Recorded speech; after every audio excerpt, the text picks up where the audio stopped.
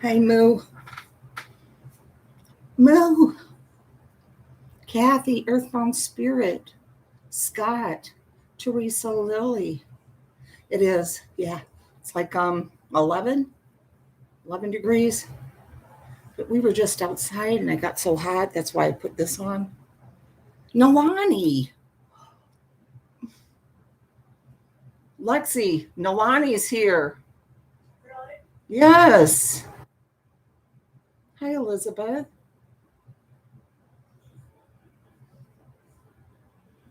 Nalani, I'm just wearing this because my hair is crazy right now. So I just put it on. It's my new cool look.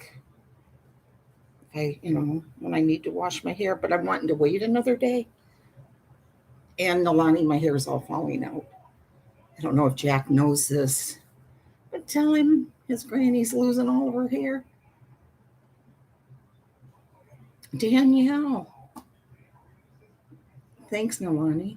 Everybody, like I said, loves the cardigan you made. I was wearing the hat you made tonight, too, and the scarf. And I got so freaking hot, I couldn't take it. I let Carolyn know. I checked to make sure she wasn't going live. I didn't see anything scheduled. And then I just let her know and said, come on over. Hi, QB, there you are. Nalani is my grandson Jack.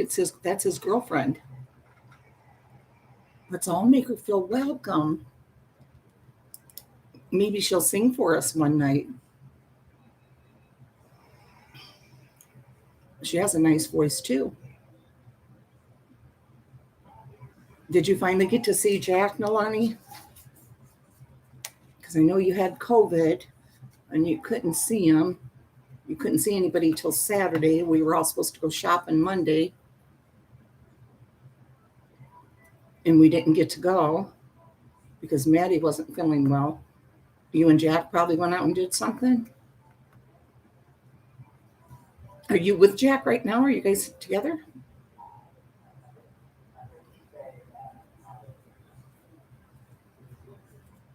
Sorry, guys. I'm just trying to catch up with my grandkid. Yes, I did. I got to see him Sunday, Monday, and Tuesday, just not today. Okay. Seashells move. Hi, Margot. Can you guys all say hi to Nalani, please? She's right there. She's a real sweet girl, I promise.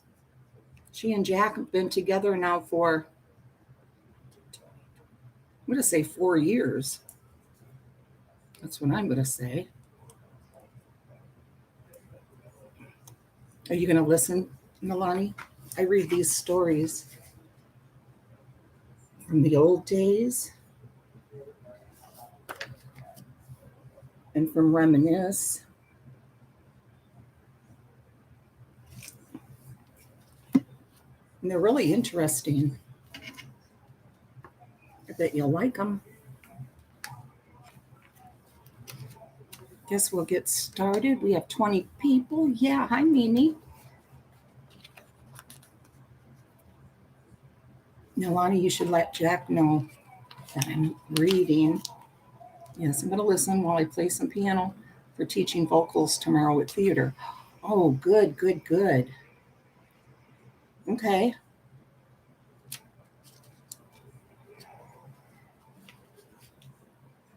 She's so talented. He's asleep already, or else we'd tell him to join. Oh, wow, really? He must be tired to be asleep this early. I think he was working too, wasn't he, at Ace? Or he has been, I mean, on Christmas vacation. I miss them so much, Milani. I'm going to just shut up and live my sad life. Reading to strangers online.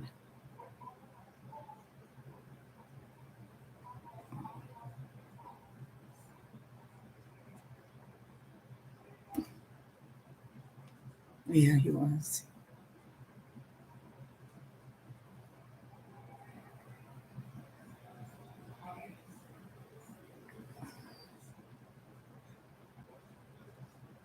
Davita, I know, I'm kidding. Kathy.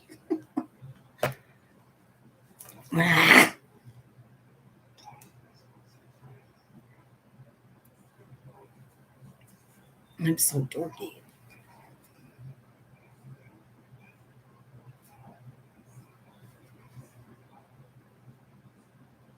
I don't know why I'm getting emotional. This is stupid. Okay. Let's see.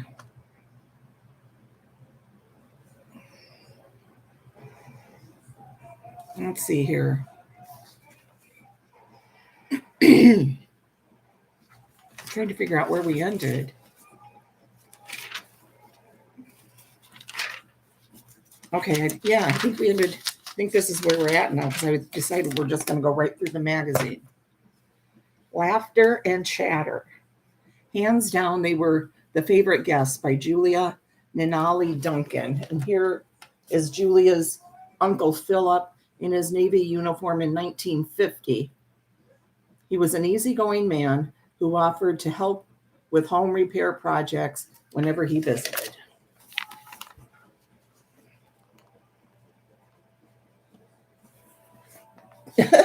Dick Turtle Gum.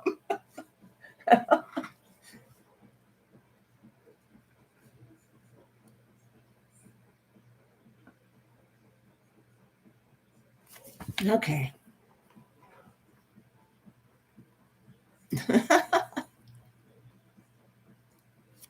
I don't know. I don't understand it. Hi, Video Reel.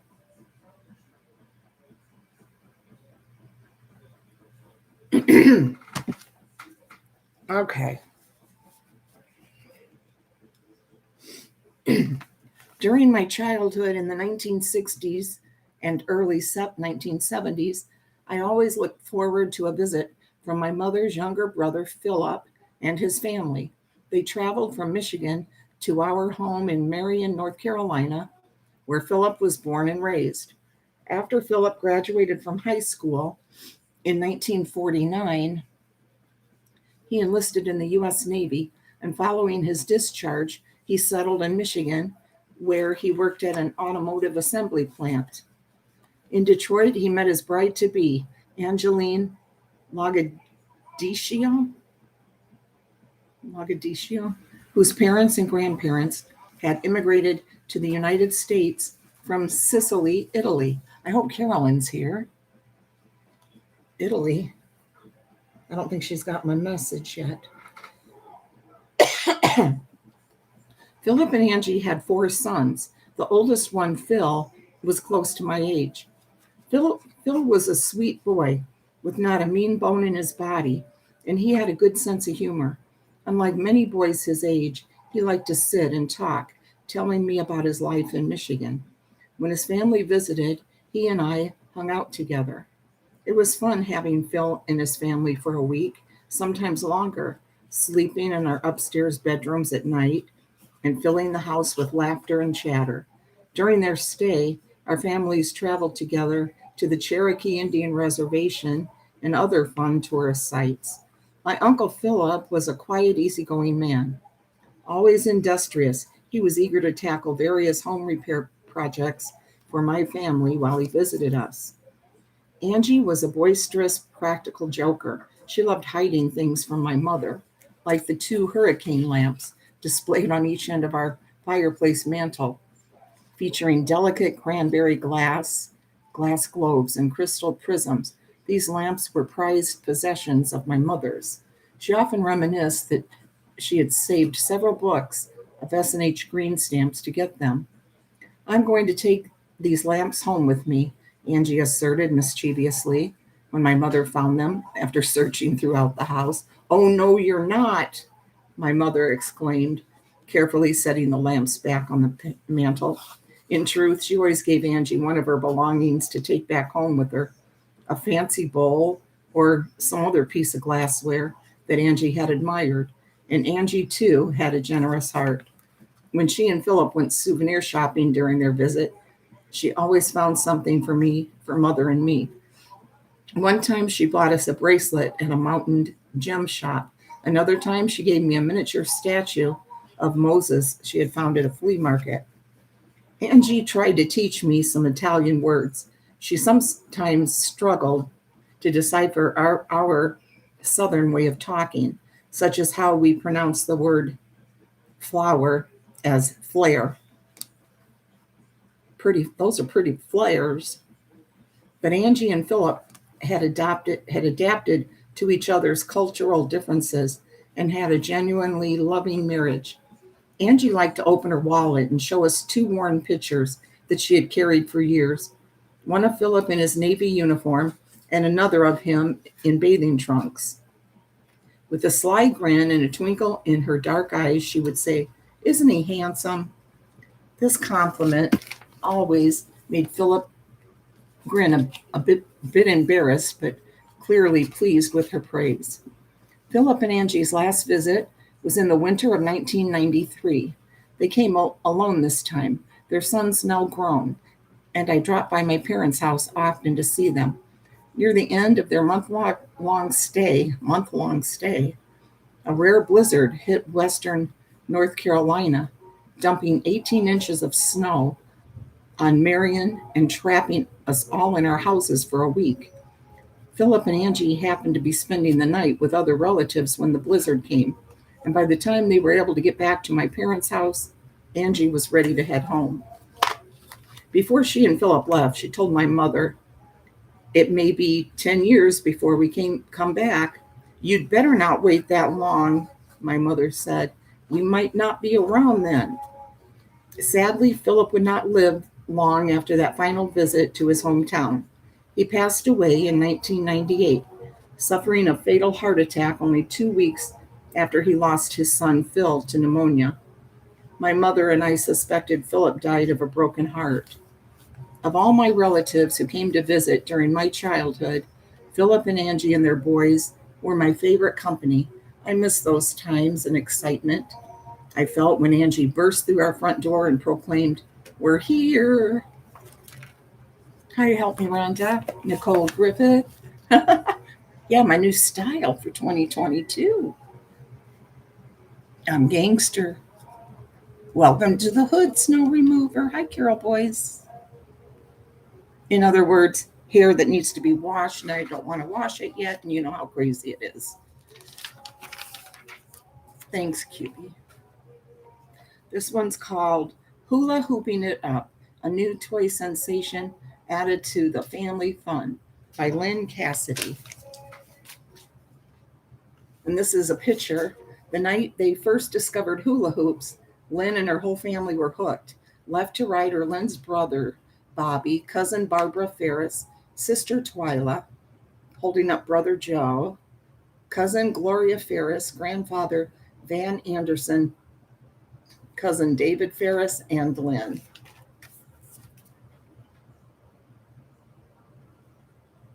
I did, Teresa.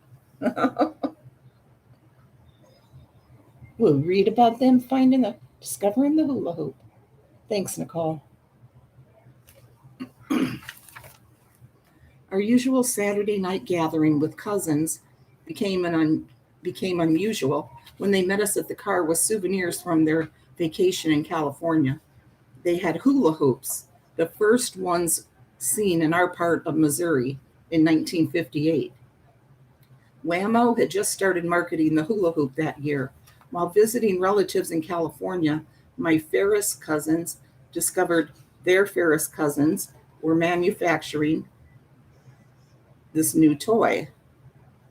My Ferris cousins. When their vacation ended and they were leaving for home, they were given hula hoops of their own to show their friends back in Missouri. That Saturday night visit turned into a hula hoop marathon. Putting the plastic hoop around our hips, we literally gave it a whirl. At age 6, I mastered hip swiveling that night, as my mom's photos prove. The credit for that achievement goes to my cousins, Barbara Jean and Gloria, for being such good teachers. A few days later, Mom and Dad bought us hula hoops as the craze continued across the nation. My hula hoop was purple and fairly heavy. I stood on our sidewalk in front of the house for hours, it seemed, spinning that thing around and around. Barbara recalls taking the hula hoops to school when she was in 5th grade. She and her friends played with them all over the schoolyard during recess. Visiting schoolyards was one of Whammo's marketing strategies for their new product in 1958. They handed out free hula hoops to kids in Southern California schoolyards. Hi, Davida. I messaged you, Davida.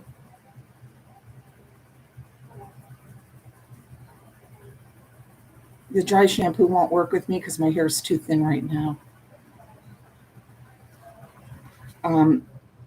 They handed out free hula hoops to kids in Southern California schoolyards, and as a result, the toy became the newest fad to spread across the country, creating a huge demand. Back home in Dearborn, Missouri, my great aunt created a talent show entry for the Platte County Fox Hunt that fall using hula hoops and her granddaughters. The Fox Hunt was an annual event in which hunting dogs competed against one another. During this 4-day event, local churches served meals, a traveling amusement park set up rides, and townspeople gathered to see local talent performances. In 1958, Frankie Ferris played "Yes, Sir, That's My Baby" on the piano, while her granddaughters Twyla, Barbara, and Gloria spun hula hoops to the music and to the enjoyment of the crowd. It was the same enjoyment all of my family shared on the night we were introduced to the hula hoop, except on that long ago summer.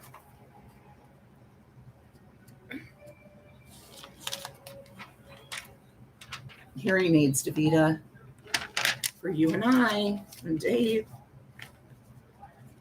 Summer evening, not even the greatest of teachers could help my dad and my cousin's dad learn to hula hoop.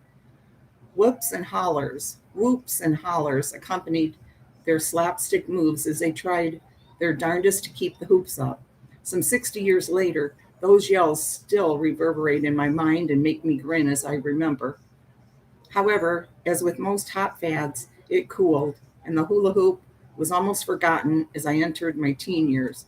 It did make a brief appearance again at a family reunion in the 1990s, where the youngsters made that hoop twirl long enough to win all the contests that day. It became even more apparent that the hula hoop was a young person's toy when, on a whim, I bought an updated model with fancy colors and sounds. It might have been updated, but I wasn't, and after several days of defeat, my youngest granddaughter was gifted with her grandma's hoop. She exuberantly gave it a go at a recent family wiener roast, proving my hypothesis that hula hoops are for the young, which is what I was that night in 1958 when Mom's flashbulb burst, caught the dad's hula hoop antics for all time. That carefree, laughing picture is one of my favorite childhood photos.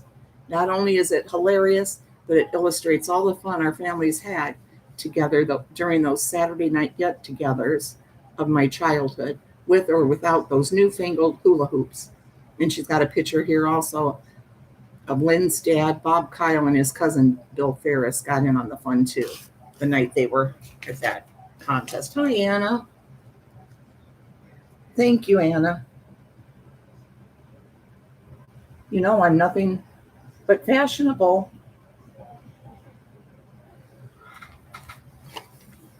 I always have the latest styles, Anna. Hi, Susie B.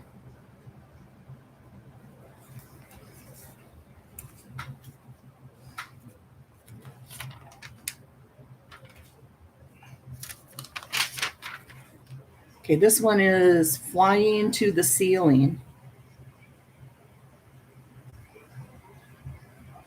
by Doris Markland.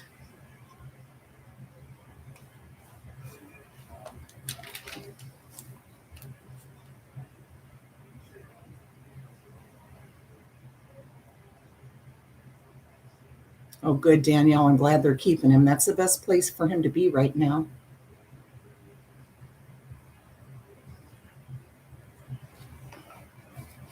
Susie B, Annie B, Anna. We got all kinds of bees right now. Yes, we're praying for him, Danielle. There was a time when we as a society were not so generation conscious. We intermingled with people of other age groups. Invitations regularly had a PS, bring the kids, tacked on the end. Grandparents were at gatherings too, and if they were on the sidelines, it was by choice. In the farmlands of Iowa, back in the 30s, 40s, and 50s, no one was left out of the fun. The young ones ran and played games. The teenagers teased and shared secrets. The mothers exchanged recipes. The fathers talked business and sports. We ate from a grand assortment of sandwiches, angel food, and chocolate cakes, apple pies, and homemade ice cream. And then the party started. The children were sent outside, or in the winter, to another room, while the adults planned the first of a series of parlor games. These were time-honored games, perhaps brought from another country. Let me describe one of them, my favorite, called the airplane ride. The children were sent to an adjoining room and admitted only one at a time to experience the game. The adults set up the airplane by placing a table leaf on top of thick boots or catalogs, two at each end. A man was stationed at each end of the leaf, and another person stood in the middle. One child was called into the room and asked if he would like to take an airplane ride. Of course, he always said yes. He was asked to step up onto the board, and he was blindfolded. He was instructed to place his hands on the shoulder of the man who stood facing him. He was assured that he would be safe throughout the flight. Then the ride began. The two men began lifting the board ever so slightly, a little at a time, maybe even shaking it just a little to add a bit of turbulence. Meanwhile, the man in the middle, with the child's hand on his shoulders, was very gradually lowering himself. Because of this, the child felt himself rising. At some point, the adults seated around the room began calling out, "Watch your head. Oh my, you're going to hit the ceiling," and other scary things. Then they shouted, "Jump, you've got to jump now." He did finally jump, and then discovered he had been lifted only 2 or 3 inches off the floor. To him, it had truly felt as if he were being lifted to the ceiling. Then he had a good laugh with the whole room and joined the others to watch his friends and cousins have their first airplane ride. It was something we came to consider as almost a rite of passage. That's cute. Hi, Country Joe.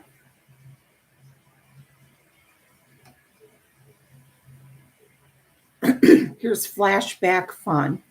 Begun in 1924, the Winter Olympics have been held every 4 years since then, except in 1940 and 1944 because of World War II. 12 countries have hosted the Games. The U.S. has hosted 4 times, 1932 and 1980 at Lake Placid, New York, 1960 at Squaw Valley, California, and 2002 at Salt Lake City. Hi, Sari Shares.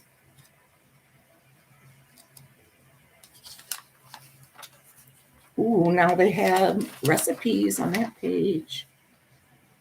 Good old days in the kitchen. Book weather. Winter is the time for comfort, for good food and warmth, for the touch of a friendly hand, and for a talk beside the fire. It is the time for home. From Edith Sitwell. This is by Georgia Cohart. Oh, and there's some good looking recipes here too, guys. Oh, you know those snowball cookies? A recipe to have the chocolate kiss in the middle.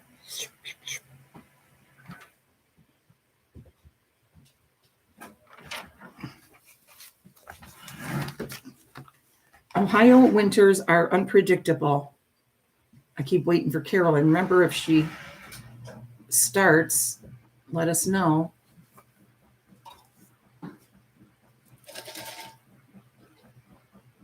She should come here first, though.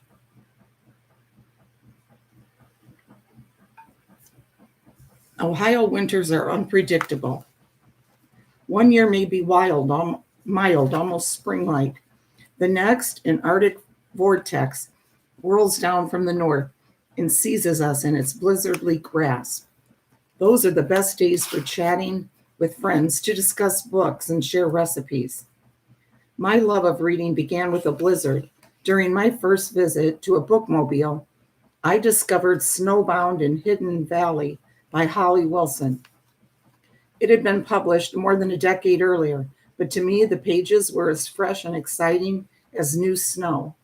When we moved to a town with a public library, I spent the entire summer exploring the wonders of the children's section. It was there I stumbled upon Laura Ingalls Wilder's On the Banks of Plum Creek. Delighted to learn it was just one volume. Delighted to learn it was just one volume of an entire series. I tried to pace myself to make each book last, but I raced through each one, eager to read what came next and sorry to close the cover at the end. The Long Winter, also by Wilder, left an impression on me. Occasionally, as I bake, I think about how the Ingalls family endured countless blizzards, grinding wheat by hand in a coffee mill to make flour for unleavened bread. Books widen my horizons. In my imagination, I circled the globe and moved forward and backward in time. Growing older, I was drawn to the works of Jessamine West, Willa Cather, Betty Smith. Books like Harper Lee's To Kill a Mockingbird, Steinbeck's The Grapes of Wrath, that's so good, and To Kill a Mockingbird, Zora Neale Hurston's Their Eyes Were Watching God, and Pearl S. Buck's The Good Earth led me to look beyond happy endings. Oh, I love The Good Earth. I've read that book so many times. Okay, Nalani, well, have you ever read The Good Earth? I think the first time I ever read it, I was probably about your age, Nalani. Hi, Nana Patty. Hi, Kevin. It's one of my favorite books, actually. Now, when flakes drift from a low gray sky, I put on the tea kettle and think about baking something. Recipes shared by friends are the best, and a wintry afternoon is well spent baking a comforting dessert or warm, crusty bread. Then I have something ready for a snack when I curl up with a good book. Here's some of these recipes.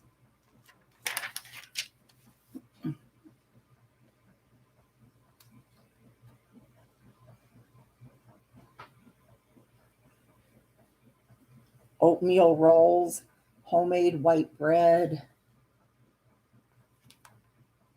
herbed yeast bread uses a bread machine. Oh, and look at this. These are the Hershey Kisses inside the cookies. And then Jane's mini tuxedo cheesecakes. Ooh, those look good too.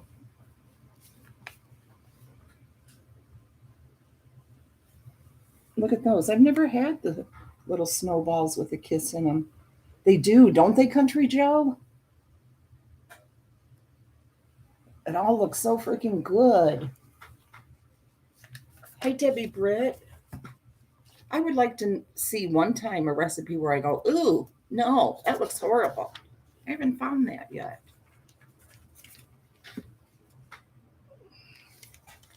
A celebration in room 10. It was up to her to save the day by Marilyn Ludwig. The third graders of room 10, close it, Lex, because of the washer. Thank you.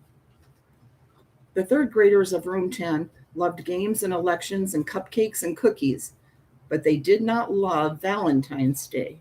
The boys especially were not fans. Back in 1970, in North Riverside, Illinois, giving a Valentine to each member of the class was mandatory. As the young teacher of this opinionated bunch, it was my job to get them on board before room mothers arrived with pink and white frosted cupcakes and red Kool-Aid. Sounds good. So Valentine's Day is coming, I reminded the class, ignoring the boys' anguished groans. I thought you might want to have an election about it. You mean we can vote to skip it? Joe blurted out without bothering to raise his hand. Many applauded. Well, maybe if you also want to skip the cupcakes and cookies your moms have been baking for days. That stopped them. Their moms would not be pleased. Besides, everyone wanted the goodies, a plus for any school day. Ever polite Eddie raised his hand. Can we not vote to give Valentines? But we already made the mailbox. Kathy and a few other girls whined, pointing to a large box with a wide slot in the top. Kathy and crew had given up several recesses to decorate it with colorful crepe paper and doilies. We must have Valentines. Then let's not give them to everyone. It was Harry's suggestion, but the whole class agreed. I understood, having once felt the same, but I also remembered being the new kid, hurt that I'd received only a few. No, Harry, I shook my head. School rules. But that doesn't mean the Valentines have to be romantic. Giggling followed, of course. Romantic, another word to avoid using in room 10. Come on, class. You know what I mean. Valentines don't have to be mushy. They can be funny or even scary. I brought lots of supplies. Oh, there she is. There's the woman, the queen of YouTube. Which one? Which one? Who do you think? I don't know. I'm not talking about NC. I'm talking about Carolyn. Let's see. I brought lots of supplies for you to make your own. I determined to glance at each Valentine submitted, just in case one of my little darlings decided to hurt the feelings of another darling. You wouldn't have to sign your name. You could use a secret code. Codes? They perked up. That sounded exciting. I'll show you how. They were young enough to find substituting numbers for letters of the alphabet terribly clever. Judy frantically waved her hand. You said an election? What would we be voting for? Or against, Harry added. We'd elect our own king and queen of hearts, I said. You would pick the girl and boy in our class with the biggest hearts. Not necessarily the most popular, but the kindest. Your king and queen would be nice. They would want everyone to receive Valentines. Would they wear crowns? Of course, I said. What would they get to do? They would pass out the Valentines, help the room mothers with refreshments, and lead you in your favorite games, like 7-Up and Hit the Stick and Huckle Buckle Beanstalk. Absolutely. Never heard of any of those. They looked at one another and nodded. Several days before the big day, ballots were distributed. The spelling was curious and the handwriting problematic, but our winners were clear. Lori was the queen of hearts and Gary was the king. I'm always impressed by how honest children can be. No, Larry and Gary weren't the most popular. That honor belonged to Sherry and Don, but they were certainly the kindest. When Room 10's Valentine's Day arrived, our royal couple conducted the party with the dignity the occasion warranted.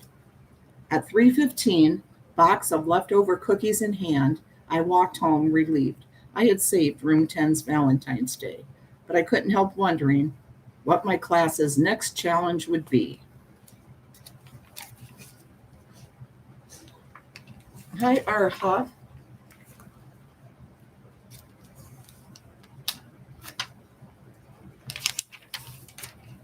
Hi, Whole 180. I don't know if I said hi or not.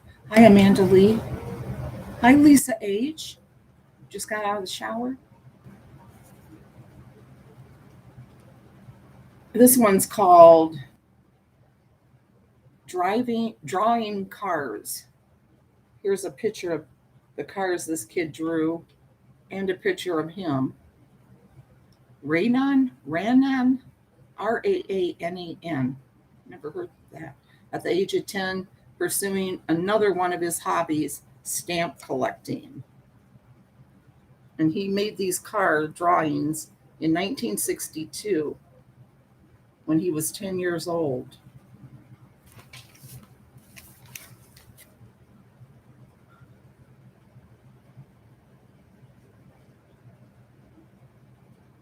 Susie B.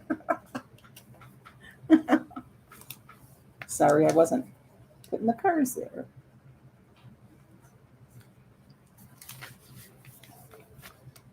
What would that name? How would you pronounce that last name? I mean, that first name. Hi, Deborah Vancouver Dunn. There you are. Rannon? I can't believe you're here, Deborah. You know I do have the top chatter, too. I don't hardly ever check it. I forget to.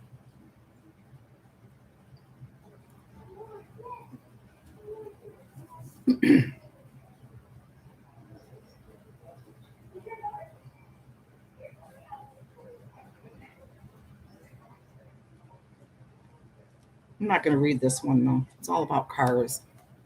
I'm not into this one. Hi, Misplaced Mama. Hi, Julianne Gonzalez. I see we have some ramblers here. Welcome. If you're not subscribed to Mommy Ramblings blog, that's her right there. All you have to do is put the link in the chat and sign up to her in case you've never heard of her.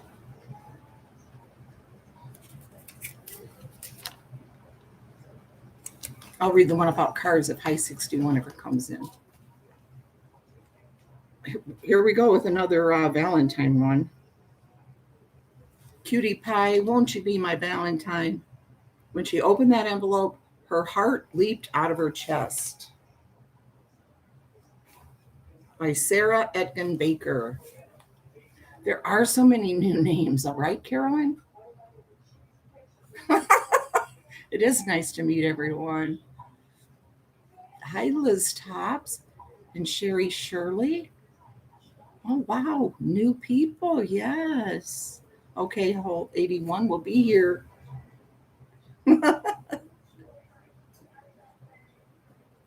In elementary school back in Texas, I was awkward and terribly shy and believed I was unpopular and anything but cute. So, Valentine's, the day of expressing friendship, admiration, and love, was a mild source of apprehension for me. But I loved being creative, and my 10-year-old heart skipped a beat when Mrs. Cook, my fourth grade teacher, announced, "It's time to make your Valentine's Day mailbox. Remember to bring an empty shoebox to school tomorrow." Okay, Deborah. I rushed home and retrieved the empty shoebox Mother had saved for me to use to craft my mailbox. Immediately after lunch the following day, Mrs. Cook distributed scissors and the materials needed to transform our shoe boxes, a wealth of colored construction paper, lacy white, pink, and red paper doilies, and plenty of paste.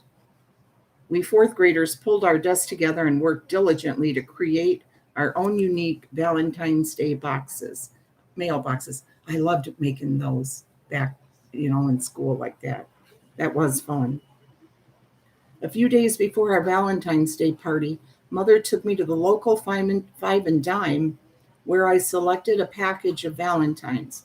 As I recall, some cards had funny rhymes or puns, while others simply requested the recipient to be my Valentine.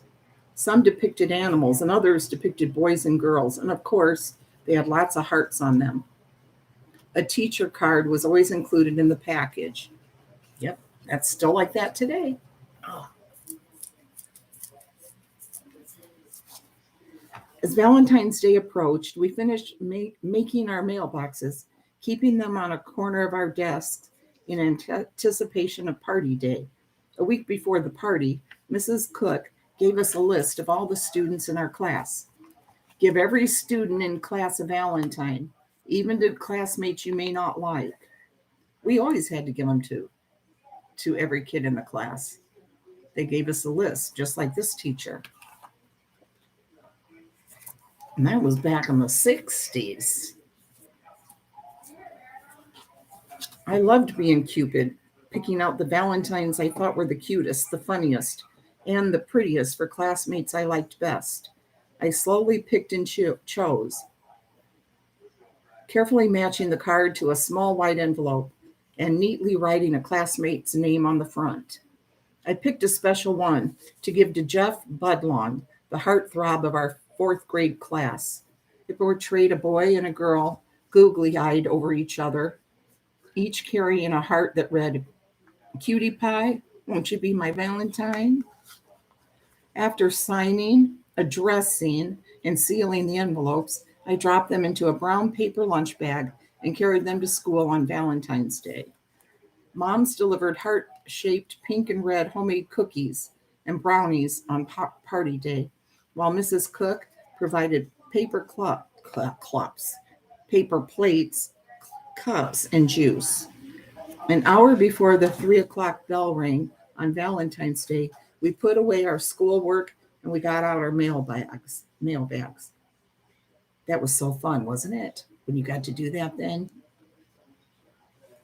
There was a buzz of excitement in the air as each row was called, and the students in that row hurried about the room, depositing their Valentines into the correct mailboxes. Once the deliveries were completed, row by row, we went to the table where all the goodies were laid out, choosing a few treats along with a cup of juice before returning to our seats to snack and open our Valentines. I slowly opened each envelope, taking delight in reading the messages and any special inscriptions a classmate had made on the back of the Valentine itself. Imagine my surprise when I opened one tiny envelope and discovered it was identical to the one I'd given Jeff Budlong. When I turned it over, my heart leaped out of my chest and I gasped. Jeff's signature was on the back. "Jeff thinks I'm cute," I told Mother on the way home from school. "Look." I flashed his Valentine in front of her. "He gave me the same Valentine I gave him. He loves me like I love him. I know he does." Yes, I was gripped by fourth grade puppy love. I was so love-struck, in fact, that I couldn't even muster the courage to look at Jeff in class. Every time I came near him on the playground, I ran in the opposite direction. Ah, unrequited love. For years, I kept Jeff's Valentine neatly tucked inside a discarded shoebox hidden under my bed.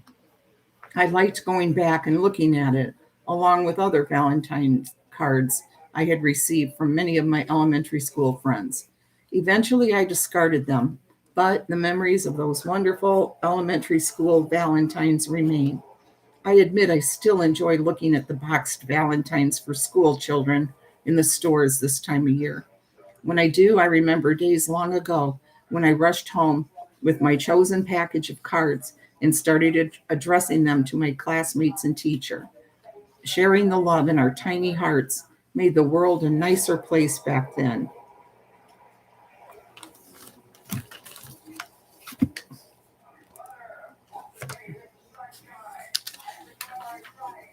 I don't know if I've. Yes, Kevin, I can't seem to get those last few. I appreciate you saying that, though. Those last 20, I think. It's been like that for a while now, Kevin.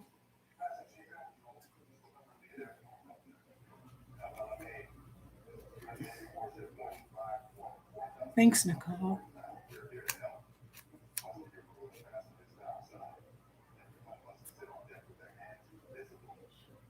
Here's bits and pieces.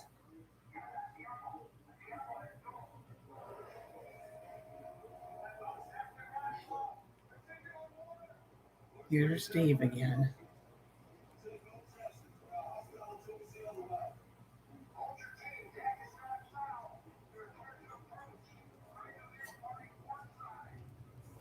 Some kind of a boat. Oh, I think yes, Danielle, he's still watching The Last Ship. Kevin. Yeah, this is where people just call, not call in, they write little bits and pieces. Dreamboat. I grew up in a small town in Virginia, and I guess I was a typical teenager growing up in the 1960s. I loved rock and roll, music, teen magazines, makeup, and really cute boys. One summer day, while running errands with my mom, my life changed when I saw a cute blonde boy drive by in a dark green '57 Chevy. He was a dreamboat, and I couldn't get him out of my mind. I kept seeing him from a distance, and I hoped that one day I would get to meet him. My girlfriend lived across the street from the small grocery store where he worked, and we tried to watch him as he worked while we hid behind displays in the store. I guess he saw us, or someone told him I was asking questions about him because he showed up in the parking lot at my school one afternoon. My mom was there to pick me up in our old beat up '53 Chevy, so I was embarrassed and hid behind people until I could jump into our back seat. Then I told my mom to hurry up and drive away. As she drove off, I peeked out the window long enough to see one of my girlfriends talking to him.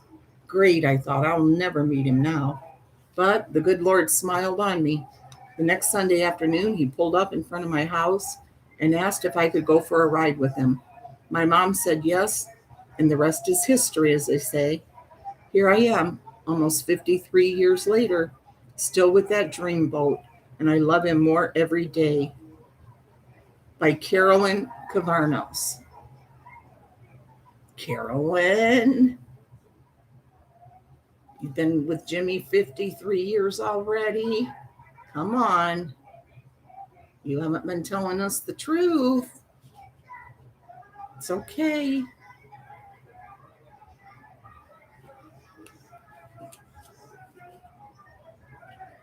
Can you guys hear the TV?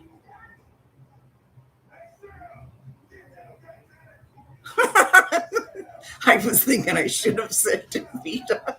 That would have went even better. Weekend plans. Hooray, it was music to my ears. On Friday after school, we were going to go to the Wimmers for the weekend.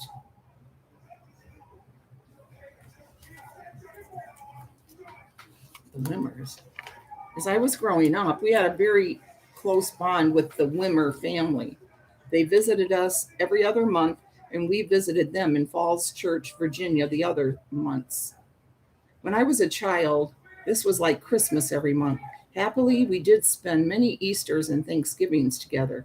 I would also take a Greyhound bus for a week's visit in the summer, and their kids would rotate and spend a summer week with us.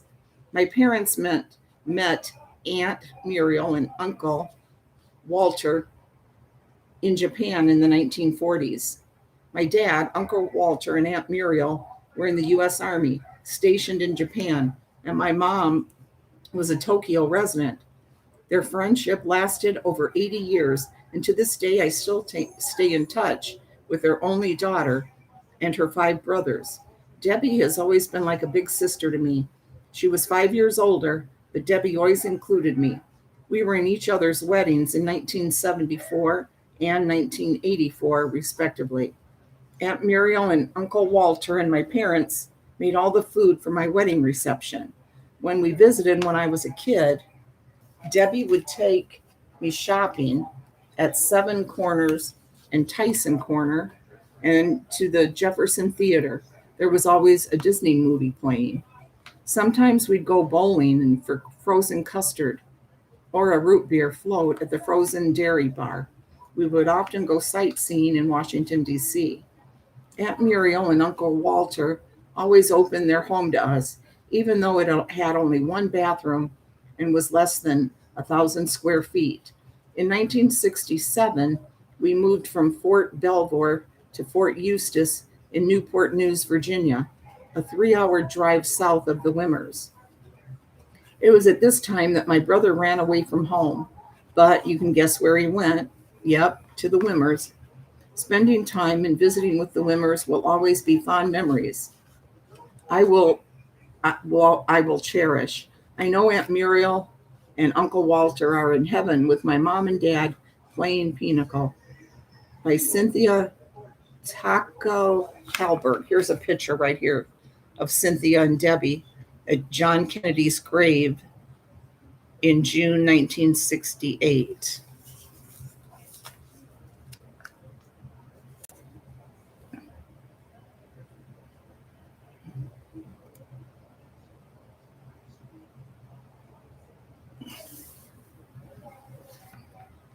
Shauna and a pasty. The winter of 1963, when my brothers and I were growing up in the copper mining town of White Pine, Michigan, it was very cold. White Pine is located in the upper peninsula near Lake Superior. In the basement of our house on Cherry Street, my father built a sauna, which we pronounced sauna, like the female pig. It had a wood-fired stove, complete with stones from Lake Superior. The stones sat in a bin on top of the stove and got very hot from the fire below. To heat the sauna, we put the wood into the stove through a small door. This door was on the other side of the wall from the sauna room. It allowed the sauna room to stay clean of ash, and so the fire did not use up the oxygen in the small room. The sauna had 2 cedar benches, as most do, one higher than the other. It was much hotter sitting on the cooler bench, and you could cool off by moving to the lower bench. From a bucket we kept full, we labeled water onto the hot rocks to produce steam. The normal temperature was 150 degrees, but some of us liked to heat it up to 180. After taking a sauna, we were squeaky clean. Saturday night was the time we fired up the sauna. I was about 8 years old and was allowed to make the fire in the stove. For supper, we usually had pasties, pronounced pasties, not to be confused with any apparel. A pasty is basically a meat and potato pie that is baked in the oven. Yum. Sauna and a pasty. You can't beat that. They were staples for us when we lived in the UP of Michigan. By Paul Hendrickson.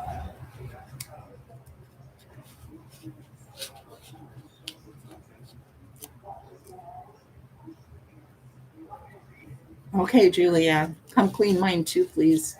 I need to get in the tub myself. This one's called Bossy and the Boys. Carolyn, when are you going live?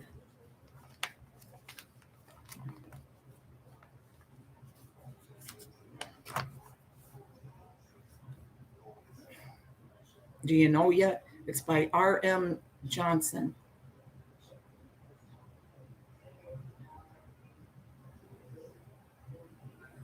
Right, Nicole Griffith? That'd be awesome.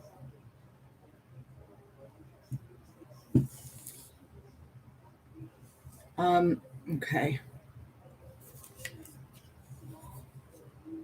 No, she hasn't video reel. She's been in here. Soon, but not now. Okay. We're streaming. No, she's not, Nicole. She's right there. Calm down.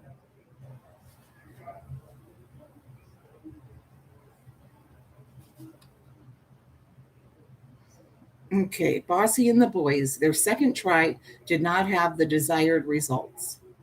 Hi, Mimi. I just ended a telephone call with a lifetime friend. We always seem to get past discussions of our aches and pains, the politics of the day, and family situations to reminisce about one adventure or another we shared in our youth.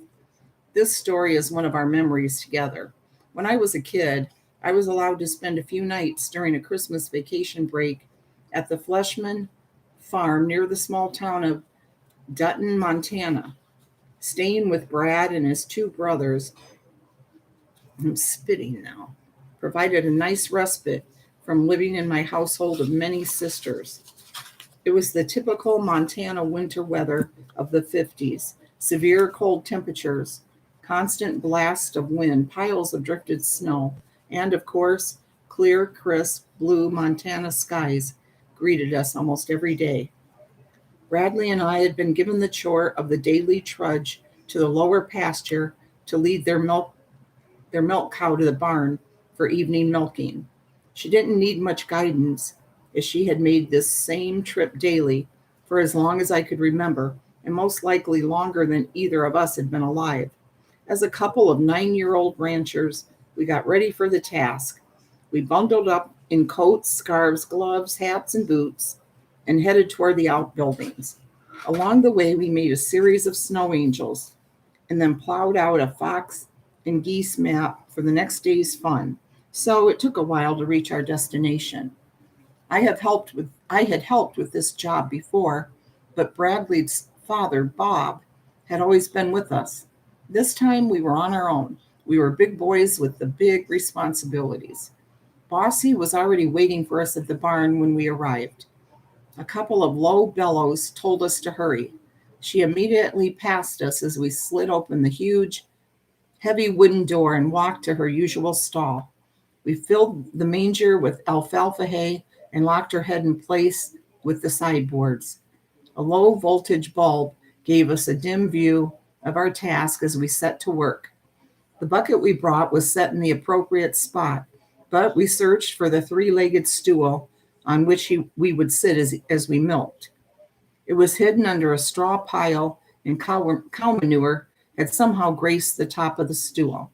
A couple of attempts to get my partner, who was initially ignorant of this condition, to sit on the stool failed. So I took the offensive piece of furniture outside and dutifully wiped it off with handfuls of snow.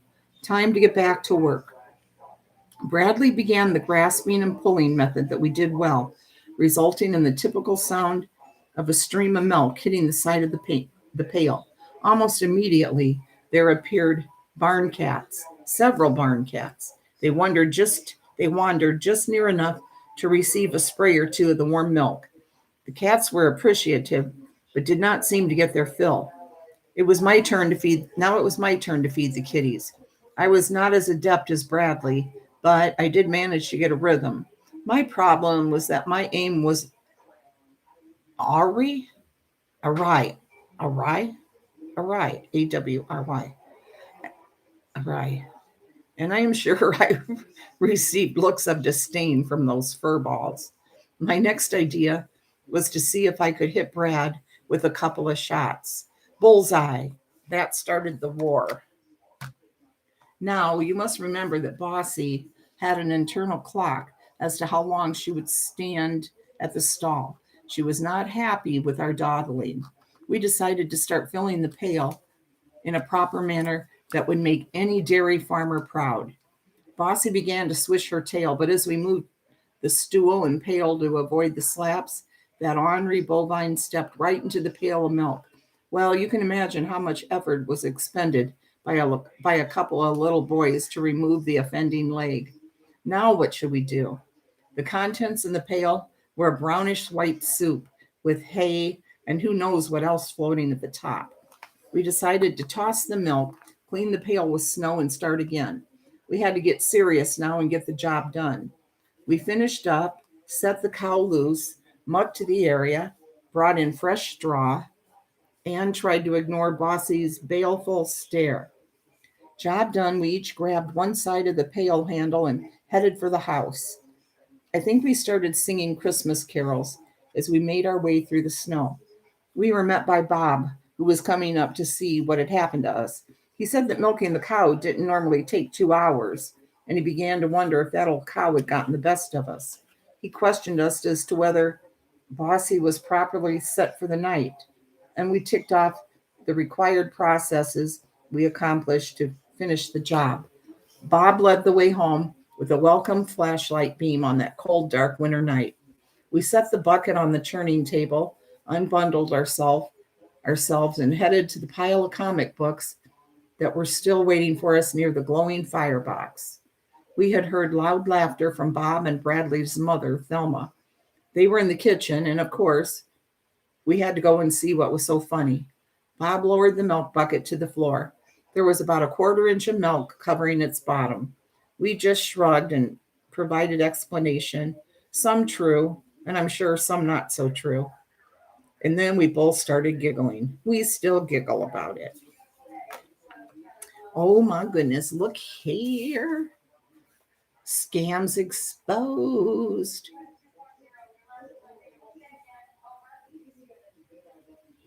We can get a free report of scams exposed. Of course, it's about water, but you know. And that's going to be it for tonight, ladies and gentlemen. Nalani, are you still here? And if you are, did you enjoy the stories? And which one was your favorite? And will you come back again?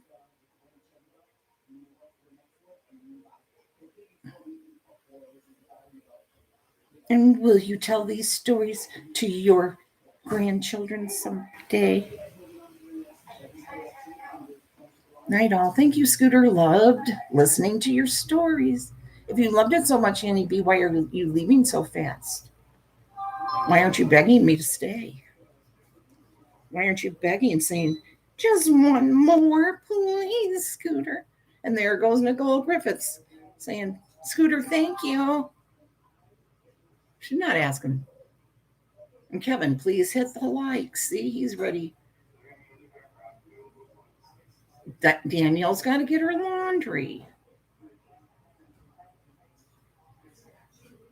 Teresa Lilly says, good night.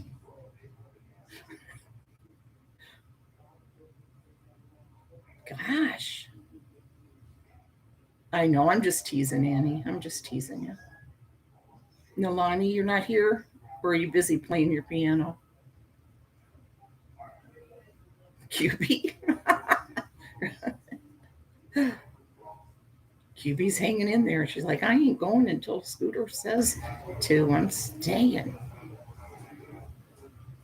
Same lady. See you on Carolyn's Live later. Thank you, Shirley. Okay, Teresa. Thank you, Carol. Thank you, Debbie. Thank you. There's Nalani. Yes, I am. It's been so soothing to watch while I do piano stuff. Oh, good, Nalani. Good. And come back, okay, anytime. Okay? Thank you, Mimi and Kathy. Okay. See y'all over at Carolyn's when she goes live. Nalani? Oh, good, Nalani. Good. Thank you.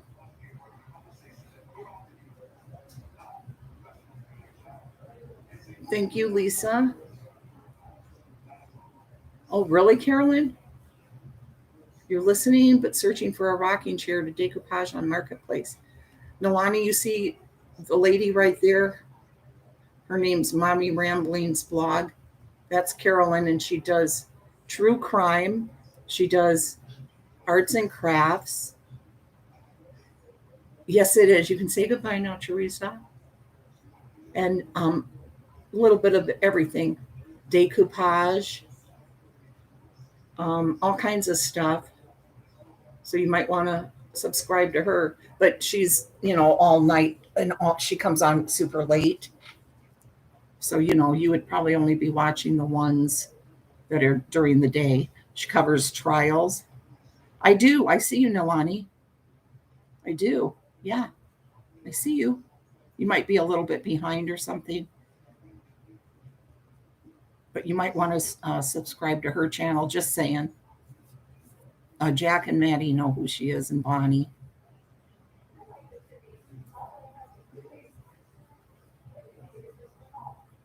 So thank you guys, and see you at Carolyn's later. Love y'all. Yeah, everybody sees you, Nilani. Okay, thank you so much. Love you guys. Bye.